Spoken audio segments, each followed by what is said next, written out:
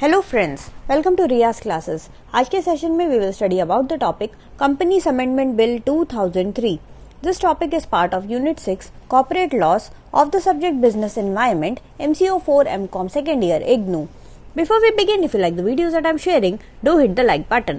Do share your comments to let me know you find all this useful for your studies. Also, don't forget to subscribe so that you won't miss out on watching and learning from my videos. चलिए शुरुआत करते हैं आज के topic की, जो कि है कंपनीज अमेंडमेंट बिल 2003। अगर हम कंपनीज अमेंडमेंट बिल 2003 की बात करें, ये जो बिल था it was presented in Rajya Sabha on May 7, 2003। May 7, 2003 में ये बिल जो है it was presented in the Rajya Sabha and ये जो बिल है it is based on the recommendation of Naresh Chandra committee. Naresh Chandra committee एक कमेटी बनाई गई थी, उनके हेड थे नरेश चंद्रा। नरेश चंद्रा कमेटी में जो था it was based on corporate governance and joint parliamentary committee on stock market scam. ये जो joint parliamentary committee on stock market scam and Naresh Chandra committee, इन लोगों ने मिलकर जो था इनके रिकमेंडेशन पे जो था ये बिल हमारा बेस्ड था। अब ये बिल को लाने की जरूरत ही क्या थी? इस बिल को लाने की जरूरत ये थी कि पहला जरूरत ये था to facilitate good corporate governance. Good corporate governance जो है सारे कंपनीज में चले, इसलिए हमने इसको इंट्रोड्यूस किया। सेकंड जो रीजन था वो था prevention of shell companies and जो थर्ड हमारा मेन रीजन था वो था prevention of recurrence of vanishing companies. इन सारे प्रॉब्लम्स थे, ये कुछ प्रॉब्लम्स थे जो हमारे सामने थे। इन प्रॉब्लम को सुलझाने के लिए हम लोग क्या लेके आए? इस बिल को लेके आए, जो कि राज्यसभा में प्रेजेंट हुआ May 7, 2003 में।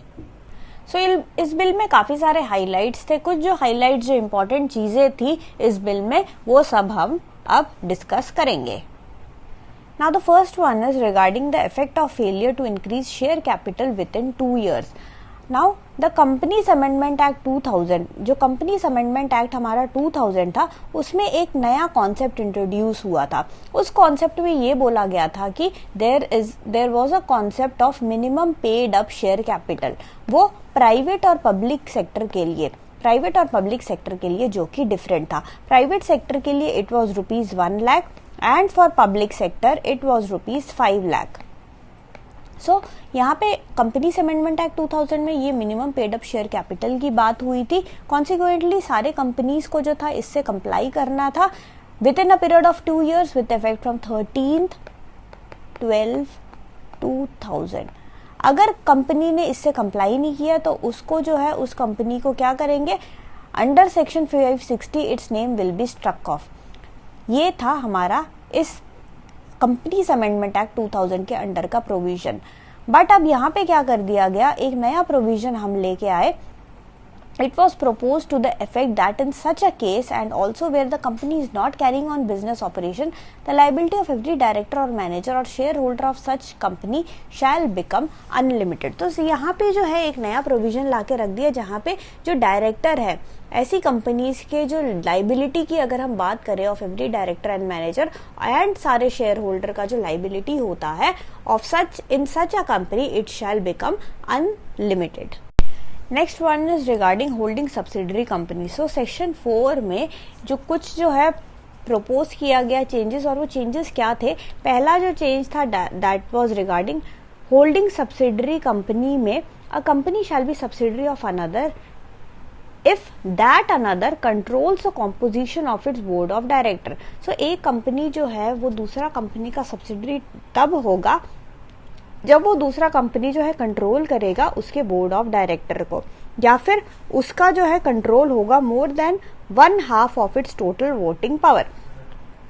ऑब्वियसली अगर 50% से ज्यादा वोटिंग पावर है किसी का तो आप जो है you have control over it.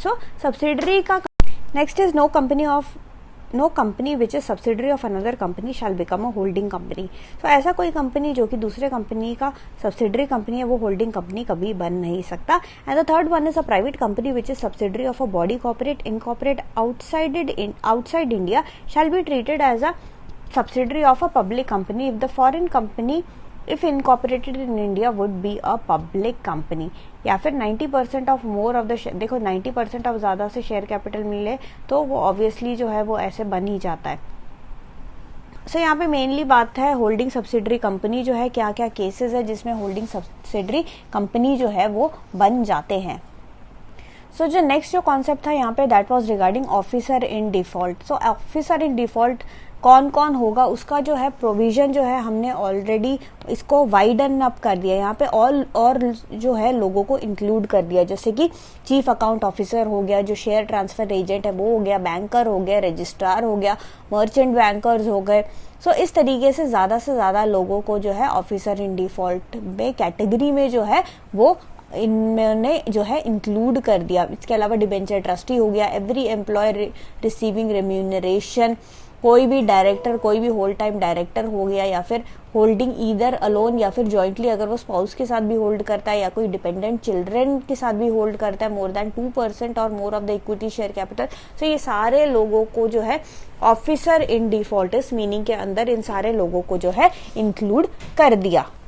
Next is regarding large partnership for professional firms of professionals. Professionals कौन कौन होते हैं? ऐसे फर्म्स जिसमें कि प्रोफेशनल्स होते हैं, जैसे कि हमारे डॉक्टर्स हो गए, जैसे कि सीए हो गए, ठीक है, कंपनी सेक्रेटेरिएट्स हो गए, ये सारे आर्किटेक्ट्स हो गए, इन सबको हम जो है professionals, we call them as professionals. So they can form partnership firm with up to 50 partner. So large partnership firms की यहाँ पे बात हो रही है, जिसमें कि प्रोफेशनल्स के लार्ज पार्टनरशिप फर्म्स की यहाँ पे हम लोग जो है वो बात कर रहे हैं।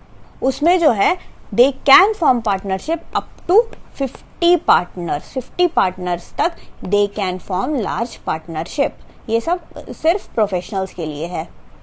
Next is regarding provision regarding vanishing company. So vanishing companies के लिए क्या रखा है कि जो भी सब्सक्राइबर होगा, जो भी हमारा देखो यहाँ पे मेन उद्देश्य यही है कि जो प्रमोटर्स है, प्रमोटर्स की आइडेंटिटी जो है हमारे पास साफ साफ हो, ऐसा नहीं हो कि बाद में पता लगे कि ये बंदा तो कभी था ही नहीं, ठीक है। सो यहाँ पे हमारा मेन उद्देश्य है कि सारे सब्सक्राइबर और विटनेस को जो है उनको आइडेंटिफाई करना, और आइडेंटिफाई हम किसी को कब कर पाएंगे? जब हम उन लोगों का क्या लेंगे, उन लोगों का जो है क्लियर फोटोग्राफ लेंगे, जिसपे कि हम उनके साइन करवाएंगे और उनके आईडी प्रूफ जो है हम इसको लेके रखेंगे। Next is regarding the power of central government to order change of name. यहाँ पे पावर है सेंट्रल गवर्नमेंट के पास कि वो ऑर्डर कर सकता है नेम चेंज के लिए। So now the central government has been empowered to direct any company to change its name. तो हमारा सेंट्रल गवर्नमेंट जो है वो एम्पावर है, उसके पास पावर है कि वो भी किसी भी कंपनी को बोल सकता है कि भाई अब तुम अपना नाम चेंज करो। और ये ऑर्डर कैसे होगा? ऐसे ही नहीं कि किसी भी कंपनी को बोल रहे कि भाई तेरा नाम पसंद नहीं आया तू चेंज कर, ऐसा नहीं है। ये ऑर्डर वो तभी कर सकता है on the ground of security of state और पब्लिक इंटरेस्ट। भाई तुमने कुछ ऐसा नाम रख दिया जो कि बहुत ही गंदा नाम हो, कोई कुछ ऐसा नाम हो जो पब्लिक इंटरेस्ट में ना हो, जो स्टेट के इंटरेस्ट में ना हो, कंट्री के इंटरेस्ट में ना हो, किसी को ऑफेंड कर रहा हो। सो ऐसे नाम अगर कोई रखता है तो हमारा जो सेंट्रल गवर्नमेंट के पास ये ऑर्डर होता है कि भाई तुम अपने कंपनी के नाम को चेंज करो, या फिर within 12 months of incorporation. So ये है, हमने पावर दे रखा है अपने सेंट्रल गवर्नमेंट को कि आप जो है नेम चेंज भी करवा सकते हो। Next we will see some of the provision that are relating to public issues. जो पब्लिक इश्यूज होते हैं उसके लिए जो है नंबर ऑफ अमेंडमेंट्स जो है हमारे पास है।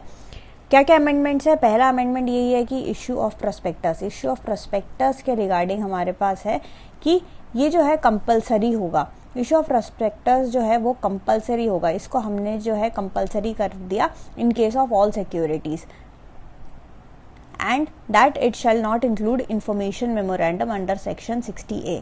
सेकेंड वन है कि advertisement of issue of security shall be in the form of abdicated prospectus. तो advertisement of security of issue जो होगा वो किस तरीके से। फिर मिनिमम सब्सक्रिप्शन के पे भी है इसमें कि जो मिनिमम सब्सक्रिप्शन जो है किस हिसाब से होगा। It is now propose to be defined as stated in the prospectus. Then application money के बारे में है कि वो जो है it should not be less than 25% of the nominal value. Then it is regarding revision of norms for refund of application money in case of non receipt of minimum subscription. अगर जैसे मिनिमम सब्सक्रिप्शन नहीं हो पाता है तो उस case में जो है बचा हुआ पैसा जिन जिन लोगों ने एप्लीकेशन मनी दिया उनको हम लोग जो है वापस कर देते हैं। तो उसके नॉर्म्स जो है वो रिवाइज हुए हैं। Statement in lieu of prospectus to become non operational. तो इसी तरीके से इन सारे टॉपिक्स पे अगर हम filing of statement in lieu of prospectus की बात करें, मैक्सिमम रेट ऑफ इंटरेस्ट की अगर हम बात करें तो वो रेज हो गया है फ्रॉम 15% टू 20%। सो इस तरीके से जो है डिफरेंट प्रोविजन जो है डिफरेंट यहाँ पे प्रोविजंस आए with respect to public issues. So dividend के केस में भी जो है कुछ अमेंडमेंट्स हुए हैं। वो अमेंडमेंट्स क्या क्या है, जैसे कि हो गया पहला अमेंडमेंट यही हो गया कि dividend shall not be declared unless arrears of depreciation for last 10 years are provided as well as past losses if any are fully provided for। यही कि जो भी डिप्रिसिएशन और जो भी पुराने लॉसेस हैं वो सबसे पहले आप जो है उनको जो है सही करो, उनको निपटाओ पहले, उसके बाद ही आप जो है डिविडेंड जो है डिक्लेयर कर सकते हो। उससे पहले पुराने जो है सारे लॉस वगैरह हटाए बिना आप जो है डिविडेंड को इश्यू नहीं कर सकते। सेकंड ये है कि इंटरिम डिविडेंड जो होता है उसको रिवोक आप नहीं कर सकते। Third one is the past profit shall be distributable only with the consent of the director. जो भी आपका पास्ट प्रॉफिट है उसको आप ऐसे ही नहीं डिस्ट्रीब्यूट कर सकते। उसको डिस्ट्रीब्यूट करने के लिए आपके पास जो है सारे डायरेक्टर्स का कंसेंट होना चाहिए, प्रायर अप्रूवल होना चाहिए of financial institutions and special resolution होना चाहिए of the share holders. The next one is transfer of reserves shall not exceed 10% in a financial year। जो ट्रांसफर ऑफ रिजर्व होता है वो 10% से ज्यादा एक फाइनेंशियल ईयर में एक्सीड बिल्कुल भी नहीं करना है।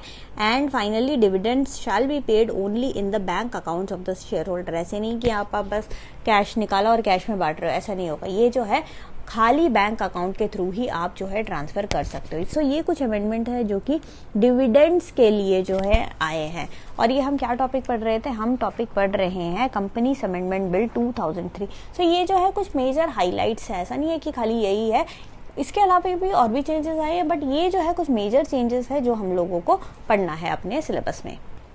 So that's it for the session. Thank you so much for watching. Like, share and subscribe to Riya's classes. Thank you and bye bye.